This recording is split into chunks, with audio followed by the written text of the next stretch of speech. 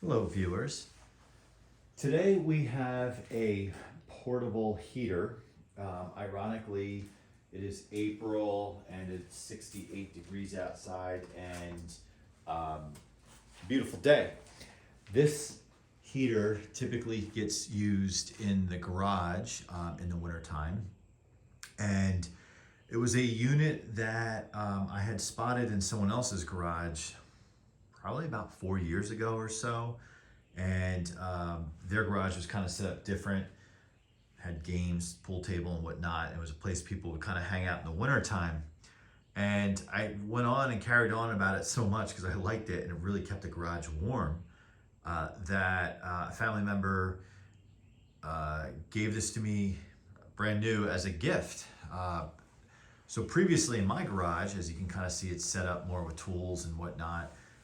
In the wintertime, I like to work out here and the walls are not insulated. So it does get cold, especially the pavement. And really what I would do is use the garage to work on ongoing projects and use more of a personal space type heater.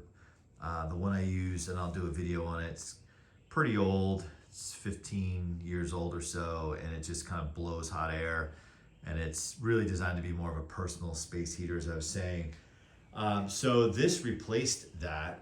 That's kind of in storage and used occasionally. But this one here is great.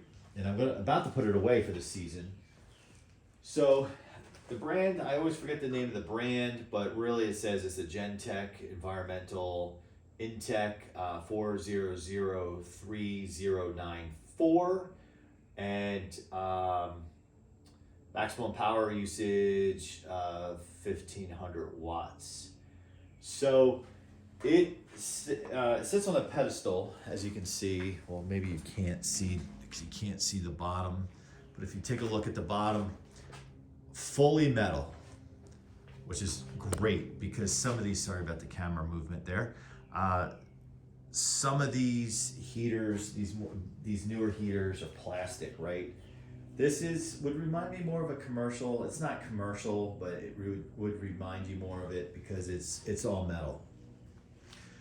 This head here, you can actually remove, and I'm not sure if you're going to be able to catch this on the camera. Maybe if I just turn it around. This will come off. You have a bracket here, so you could mount it flush on the ceiling or on the wall. I have yet to do that, which ironically I have another family member kind of unknowingly purchased one just like this as well, unknowing that I had one. Theirs is mounted, and I just haven't gotten around to doing it. Which would be nice about mounting it is really wouldn't have to put it away in the summertime because a lot goes on in the garage in the summer and the warm months, and I need the space, so I put it away. The question could be, and you might have saw me walk over to the bench at the start of the video, the question could be if it's mounted high or against the wall, how do you control it? Well, it does come with a little remote control. I have yet to use it just because it tends to be one of those things that if you put the batteries in it, you use it maybe 3 times in a season because you're used to using the controls on it, or even if you use it more than 3 times, likely the batteries are going to corrode before they go bad, and then you ruin the remote control. So just because I don't use it, I haven't put batteries in it. What I also do with this is I don't have a problem with mice in my garage. However, I'm a big believer in prevention versus having to go back and fix a problem.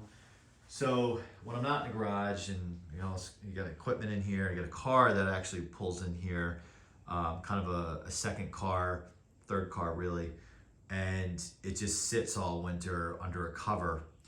So what I do with this heater when I'm using it, and you can probably see to the right on that barrel there, that orange box behind the Fram oil filter, a box of dryer sheets. Mice Prevention 101. So what I do is, aside from having a box just in here open, and after a while you don't really smell the dryer sheets anymore.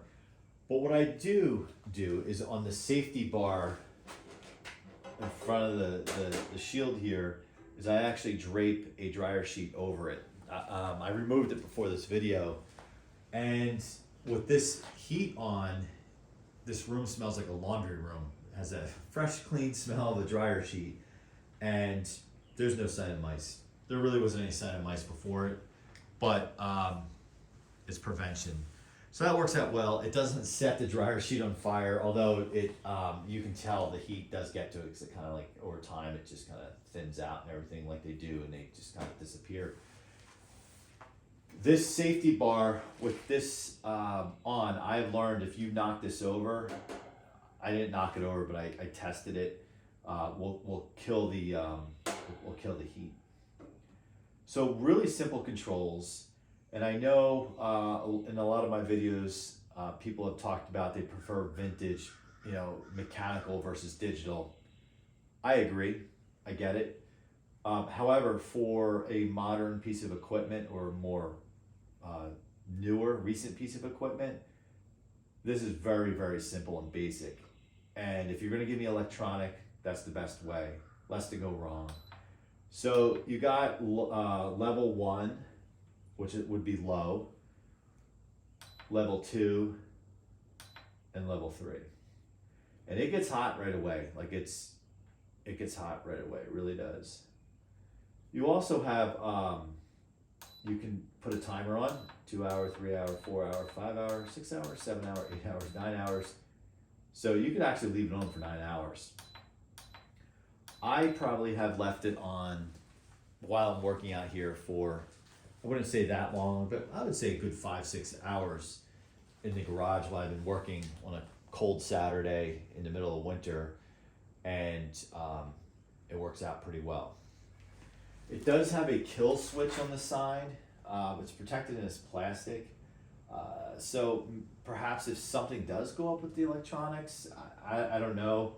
I don't know if it also functions kind of like a surge protector.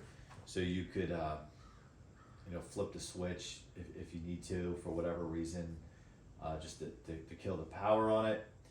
And when you do kill the power on it and turn it back on, it doesn't remember the setting. You have to go back in and turn it back on.